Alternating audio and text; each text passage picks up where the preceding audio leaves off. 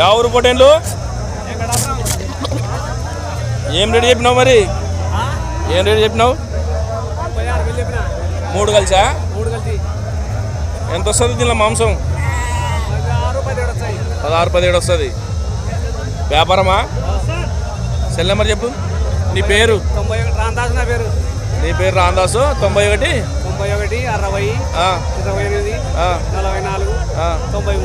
ఎప్పుడు వ్యాపారం చేస్తావా